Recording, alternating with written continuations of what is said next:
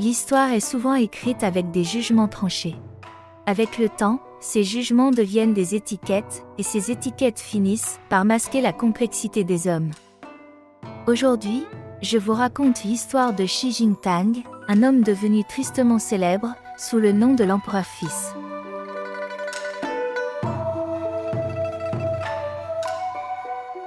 À l'origine, Xi Jinping est un général courageux du début de la période des 5 dynasties. Il sert avec loyauté plusieurs souverains, notamment Li Sun-xu, fondateur des Tang postérieurs. Sur le champ de bataille, il se distingue par ses exploits. Mais dans une époque chaotique, le mérite militaire devient rapidement une menace aux yeux des empereurs. Car un général puissant est toujours un empereur potentiel. Lorsque Li Sun-ke monte sur le trône, avec l'aide de Xi Jinping, la situation devient délicate. L'empereur doit beaucoup à son général, mais il le craint tout autant. La méfiance grandit. Et très vite, elle se transforme en conflit ouvert. Xi Jinping se retrouve acculé. Face à l'armée impériale, il n'a presque aucune chance de survivre seul. C'est alors qu'il prend une décision qui va marquer l'histoire.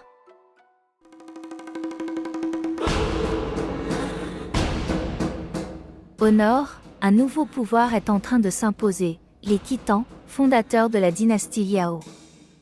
Xi Jinping décide de leur demander de l'aide. Mais cette aide a un prix immense. Pour obtenir le soutien militaire des Khitans, Xi Jinping promet de leur céder un territoire stratégique, les fameuses 16 préfectures de Yuyuan, une région pied, qui protège le cœur de la Chine des invasions du Nord.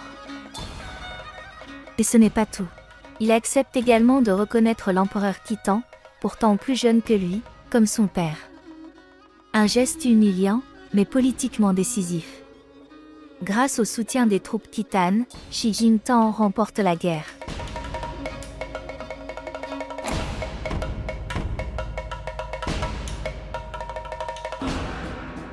Il fonde la dynastie des Jin postérieure et devient empereur.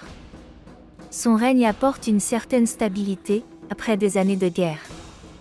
Mais cette paix est fragile et dépendante. Chaque année, il doit envoyer des tribus aux Khitans. Dans ses décisions, il doit constamment tenir compte de leur volonté. Quelques années plus tard, épuisé et probablement accablé par le poids de ses choix, Xi Jinping meurt.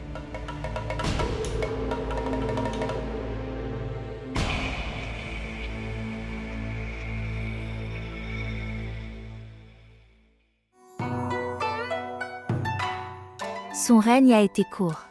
Mais ses décisions auront des conséquences durables. Car, en cédant les 16 préfectures, il prive les dynasties chinoises d'une barrière naturelle contre les peuples nomades du Nord.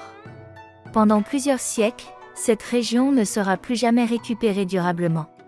Et cela changera profondément l'équilibre géopolitique de la Chine. C'est pourquoi, dans la mémoire collective, Xi Jinping est souvent considéré comme un traître, un homme qui a vendu une partie du territoire.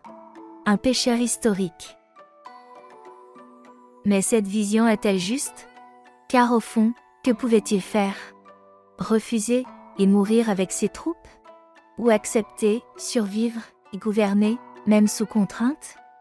Alors, Xi Jinping était-il vraiment coupable, ou simplement prisonnier de son temps? Merci de votre écoute. À très bientôt.